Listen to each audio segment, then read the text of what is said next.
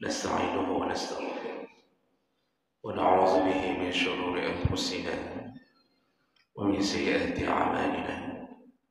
من يهده الله فلا مضل له ومن يضلل فلا هادي له. أشهد أن لا إله إلا الله وحده لا شريك له وأشهد أن محمدا عبده ورسوله الكريم. اللهم صل وسلم على نبينا وسيدنا المصطفى محمد وعلى آله وأصحابه أجمعين. أما بعد، رب اشرح لي صدري ويسر لي أمري واحلل عقدة من لساني يفقهوا قولي. Segala puji bagi Allah, kemudian salawat dan salam pada Rasulullah, pada keluarga dan seluruh sahabat-sahabatnya. Bapak Ibu jemaah salat subuh yang Allah muliakan, insyaallah mudah-mudahan mulia dunia bersambung ke mulia akhirat, insyaallah. Di pertemuan yang kedua kita membahas salah satu amalan ringan yang berpahala besar di sisi Allah, yaitu orang-orang yang memberi kelonggaran dalam urusan hutang piutang. Karena Nabi SAW telah menyatakan dalam banyak riwayat tentang kemuliaan orang yang meringankan urusan hutangnya. Meringankan itu ada dua model, ada dua jenis. Bisa dengan memberi tempo yang berlanjut, mengingat bahwa orang itu tak mampu bayar, dia beri tempo lagi. Setiap tempo yang diberi maka tercatat di sisi Allah bahwa kita bersedekah sejumlah uang yang kita beri keringanan untuk dibayar. Yang kedua, membebaskan tempo yang panjang. Jadi kalau ada orang yang sudah terlilit hutang kita dan kita membebaskan, maka jaminannya lebih besar dari sisi Allah, yaitu surga. Dan ini amalan yang sebenarnya bisa kita lakukan kalau kita menghadapi orang-orang miskin yang tak mampu bayar hutang. Dan tentu ini tidak berlaku bagi mereka para penipu yang melarikan uang kita. Itu tak perlu dibebaskan, tak perlu diringankan. Cukup menunggunya nanti di depan pengadilan Allah Subhanahu wa Ta'ala. Baik, kita lanjutkan. Masih di dalam bab amalan-amalan yang ringan tapi besar pahalanya. Berikutnya jawaban Allah, yaitu mengunjungi atau menjenguk saudara kita yang sakit. Ini amalan sederhana, tapi banyak orang yang kadang-kadang tidak meraihnya. Padahal dia cuma butuh waktu sekitar 15 sampai 30 menit saja. Datang baik ke rumah sakit atau ke rumah saudaranya sesama mukmin, datang ke rumahnya. Mungkin bisa jadi datang ketika selesai maghrib, kemudian pulang sebelum isya, hanya setengah jam. Tapi setengah jam itu di sisi Allah itu tak ternilai besarnya pahala. Sehingga Allah menyuruh Nabi kita untuk memberitahu kepada umatnya betapa besar pahala orang yang mengunjungi orang yang sakit. Dan di antara yang telah dijanjikan oleh Allah dan Nabi SAW, besarnya pahala orang yang mengunjungi orang sakit karena dia telah melakukan salah satu kewajiban sesama mukmin. Karena mengunjungi orang sakit termasuk kewajiban sesama mukmin, dan para ulama menghukuminya dengan fardu kifayah. Berdasarkan hadis Nabi SAW, hadis riwayat Bukhari Muslim, hakul muslim 'alal muslim khamsun. Kewajiban muslim dengan sesama muslim adalah 5 perkara.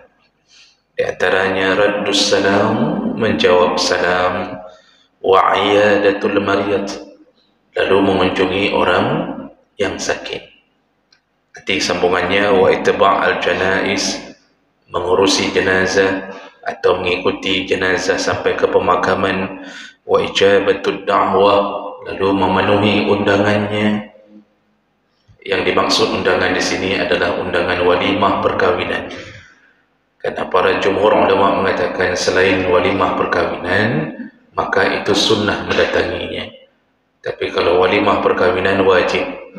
Berdosa bagi yang tidak ada uzur, duduk saja di rumahnya, tidak ada hujan, tidak sakit, tidak jauh dari lokasi, tapi dia tidak datang di atas undangan itu. Dosa besar. Dan yang kelima, wa tasmitul atis, itu menjawab orang yang bersin. Itu syaratnya kalau dia mengucapkan alhamdulillah, maka kita diwajibkan menjawab yarhamukallah. Tapi kalau dia tak ucap alhamdulillah, maka tak perlu, karena dia sendiri pun tak memuji Allah. Nah, ini jamaah Allah, berarti Allah beri pahala besar kepada orang yang mengunjungi orang sakit. Sesuatu yang wajib itu tetap lebih besar pahala daripada yang sunnah. Jadi tidak ada satu amal sunnah pun yang mampu menyaingi pahala wajib, tak ada.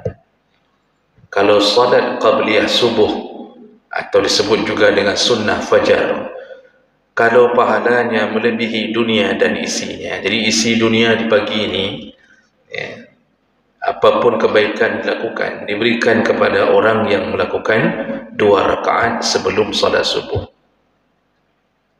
Dan itu Masya Allah besar sekali, Pak. Itu lebih besar daripada gaji Ronaldo. Tetapi perlu kita faham, salat subuhnya itu lebih besar pahala daripada salat qabliyahnya. Kalau qabliyahnya begitu besar pahala, jangan tanya subuhnya. Maka siapa yang salat subuh, benar-benar dia telah berada di dalam jaminan Allah SWT. Makanya Rasulullah mengatakan, man shalla salatal bardain dakhala al-jannah. Barang siapa yang menjaga 2 salat yang dingin, 2 salat yang dingin, jamin masuk surga, kata Rasulullah. Apa 2 salat yang dingin? Yaitu salatul asr wa salatul subuh, yaitu salat asar dan salat subuh. Asar itu dingin dari teriknya matahari, jadi matahari sudah mulai sedikit condong, tidak lagi panas.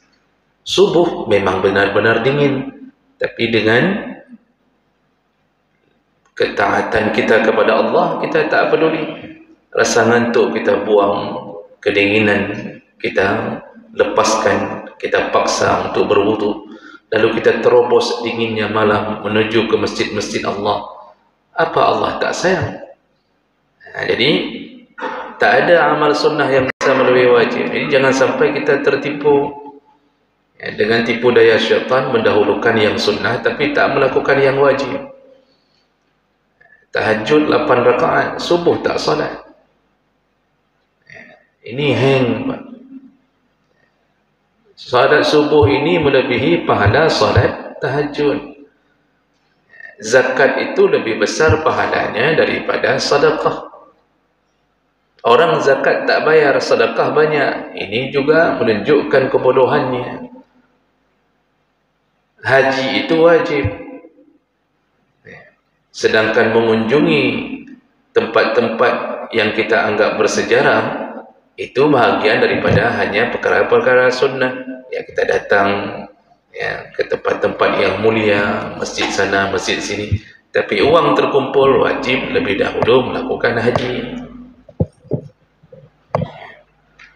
Memberi nafkah keluarga wajib, itu pahalanya besar. Mulai dari tapak kaki melangkah dari rumah, dibakar oleh terik matahari, diguyur hujan, kita bawa pulang gaji kita, habis untuk belanja makan anak dan isteri. nyan ubir ya pahalanya. Jadi itu wajib. Sedangkan menyedekahkan sesuatu kepada isteri orang itu sunnah, bisa berubah haram kalau menimbulkan fitnah. Jadi yang anehnya kita ke isteri dan anak sendiri tak pernah beri, tapi ke isteri dan anak orang yang sunnah-sunnah itu kita dahulukan. Nah, ini yang perlu dipahami dulu. Jadi mau kita katakan apa? Kenapa orang yang menjenguk orang sakit begitu besar pahala? Karena dia pertama masuk dalam kategori kewajiban sesama muslim. Jadi sama muslim ini harus ada yang kunjung, walaupun satu orang. Dosa satu kampung kalau tak satu pun mengunjungi saudaranya yang sakit. Di dalam satu kampung ada orang sakit, tak satu pun kunjung, tak ada satu pun yang peduli. Makanya Rasulullah masukkannya ke dalam fardu kifayah, karena urusannya adalah urusan kewajiban. Itu yang pertama. Yang kedua, kenapa mengunjungi orang sakit begitu besar pahala yang diberikan Allah? Karena di saat kita kunjung orang sakit sama seperti mengunjungi Allah. Kenapa kita katakan begitu? Ada hadis qudsi dengan derajat yang sahih. Hadisnya panjang.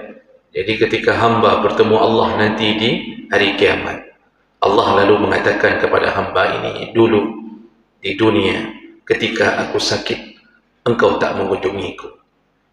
Ada beberapa pertanyaan Allah. Di antaranya, ketika aku sakit engkau tak mengunjungiku.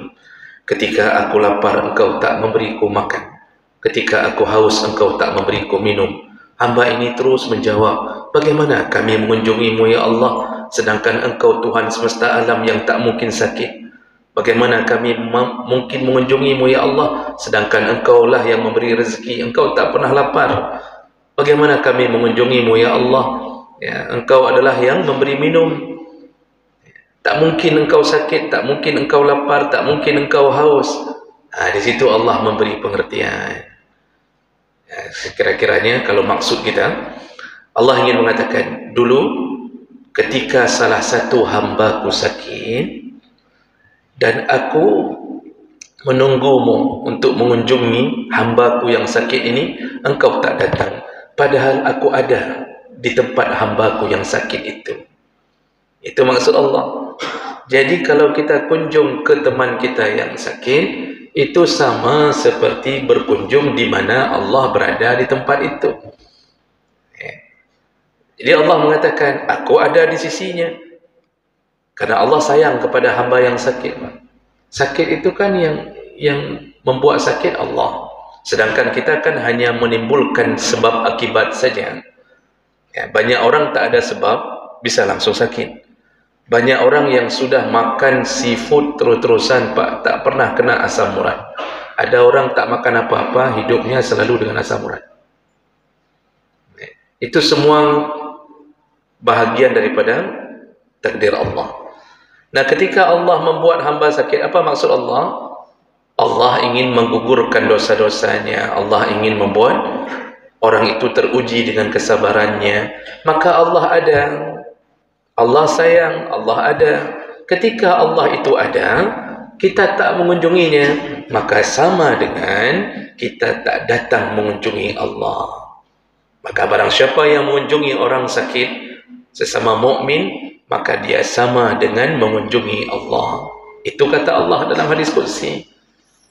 Maka barang siapa yang memberi seorang mukmin makan dalam kelaparannya, padahal yang membuat dia lapar Allah, yang membuat dia tak tahu cari rezeki di mana Allah, yang membuat dia hari ini tak bisa minum Allah, lalu kita datang dengan makanan, kita datang dengan minuman, maka sama seperti orang yang seakan-akan memberi makan dan minum Allah. Seakan-akan. Allah senang sekali dengan orang yang datang menjenguk hambanya yang sakit, yang dia membuatnya sakit. Ini makanya orang jenguk orang sakit itu bukan amalan biasa, Bapak Ibu. Seharusnya kalau orang faham hadis qudsi ini, mereka mengatakan, patna urus sakit. Di mana ada orang sakit ni, Allah sedang menunggu kita. Maka datangilah.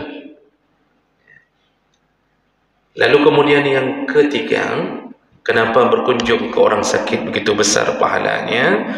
Itu karena malaikat sangat menyanjung-nyanjung orang yang menjenguk saudaranya yang sakit. Kenapa malaikat menyanjung? Karena dia tahu Allah saja sangat sayang pada yang sakit. Maka maka apa yang dilakukan oleh Allah juga akan dilakukan oleh malaikat. Hadis menyebutkan dalam hadis riwayat Tirmizi, Ahmad, Ibnu Majah dengan sanad yang sahih, Rasulullah sallallahu alaihi wasallam mengatakan, "Idza da'a ar-rajul akhahu al-muslim masha fi khirafatil jannah hatta yajlisa fa idza jalasa ghamratuhu ar-rahmah fa in kana udwatun shalla alaihi 70,000 malak." Ini saya potong dulu ke tengah hadis. Kata Rasulullah, barang siapa yang mengunjungi saudaranya yang sakit di pagi hari, maka dia diberi doa keselamatan atau diminta keselamatan oleh malaikat kepada Allah. Jadi maksud di sini yusalli alaihi itu atau shalla alaihi itu bersalawat. Jadi malaikat bersalawat itu artinya memanjatkan keselamatan untuk orang yang menjenguk. Berapa jumlah malaikat yang bersalawat kepada orang yang datang ke tempat orang sakit? 70,000 malaikat, 70,000 malaikat. 70,000 malaikat, bukan 700, bukan 7,000, Pak. 70,000 malaikat. Kita ini mengumpulkan orang untuk datang ke rumah kita 70 orang saja susahnya minta ampun. Ini dengan sekali datang ke tempat orang sakit, kita didoakan oleh malaikat 70,000. Yang datang pagi didoakan sampai sore. Kita sudah pulang cuma setengah jam, tapi malaikat tak berhenti-berhenti mendoakan orang yang datang. Walaupun dia telah lupa, cuma setengah jam, tapi malaikat terus mendoakannya. Kalau dia datang di sore hari, sambungan hadisnya, wa in kana masa'an, seandainya dia datang di sore hari menjelang maghrib atau setelah maghrib, maka yusalli alaihi 70,000 malak hatta yusbih, maka malaikat mendoakannya juga dengan jumlah yang sama. 70,000 malaikat mendoakannya terus-terusan sampai subuh. Padahal orang ini cuma datang dari maghrib sampai isya. Setelah isya, dia sudah sibuk dengan pekerjaannya masing-masing. Bahkan dia tidur, ternyata di dalam tidurnya, dia masih mendapatkan doa dari para malaikat. Bayangkan begitu mulianya orang-orang yang mengunjungi orang sakit. Nah, ini yang ketiga. Yang terakhir, kenapa orang sakit, kenapa menjenguk orang sakit begitu mulia? Karena barang siapa yang menjenguk orang sakit, kata Nabi, dia sedang menuju ke taman-taman surga. Jadi rumahnya orang sakit itu, ketika kita datang, bagi kita itu taman surga. Rumah sakit yang ukurannya cuma 4 kali 4 meter ruangannya, kita datang, tapi kita harus tahu ketika kaki ini melangkah ke ruangan itu, kita duduk di samping orang sakit itu, maka Nabi yang mengatakan kita sedang menginjak taman-taman surga. Artinya bisa masuk surga dengan amalan itu. Rasulullah mengatakannya, kalau seseorang, ini hadis yang sama dari awal kalimat, tadi saya potong dulu di tengah. Rasulullah mengatakan, "Za'ada ar-rajul akhahu al-muslim." Kalau seorang muslim mengunjungi saudaranya yang sakit, masya fi khirafatil jannah hatta yajlis. Maka dia sedang berjalan di taman-taman surga sampai dia kembali. Atau dia yajlis itu duduk sebenarnya. Maksudnya adalah duduknya sampai pulangnya itu dia di dalam rahmat Allah Subhanahu wa taala. Dengan kalimah-kalimah ini, maka kita harus faham bahawa inilah amalan yang dulu para nabi pun, dulu Nabi Muhammad Pak, itu setiap selesai bertausiah, salah satu perwakilan kalimah beliau, yang beliau tanyakan ke sahabat, siapa di antara kalian yang hari ini telah mengunjungi saudaranya yang sakit? Itu pertanyaan Nabi, Pak. Maka kan dalam hadis yang sahih, Rasulullah pernah bertanya pada suatu hari, siapa di antara kalian? Ini habis tausiah Rasulullah tanya, siapa di antara kalian yang hari ini berpuasa sunnah? Abu Bakar jawab, ana ya Rasulullah. Lalu ditanya lagi, siapa di antara kalian yang hari ini telah bersedekah? Ana ya Rasulullah. Siapa hari ini di antara kalian yang telah menjenguk saudaranya yang sakit? Ana ya Rasulullah, kata Abu Bakar. Siapa hari ini yang telah mengurusi jenazah saudaranya yang meninggal dunia? Ana ya Rasulullah. 4 pertanyaan, salah satunya siapa yang sudah mengunjungi orang sakit. Lalu di ujung hadis Nabi mengatakan, kalau berkumpul 4 perkara ini, sedang puasa, sudah sedekah, kemudian mengunjungi orang sakit, mengurusi orang meninggal, atau mengantarkannya ke pemakaman, yang berkumpul 4 amalan ini dalam 1 hari, kata Rasulullah, kujamin dia masuk surga. Inilah hebatnya amalan ini. Berbahagialah bagi kita yang diringankan langkah selalu mengunjungi saudara kita yang sakit. Mudah-mudahan Allah beri jalan-jalan menuju surga di antara perkara-perkara ini. Mudah-mudahan bermanfaat. Subhanakallahumma bihamdik, asyhadu an la ilaha illa anta, astaghfiruka wa atubu ilaik. Wassalamualaikum warahmatullahi wabarakatuh.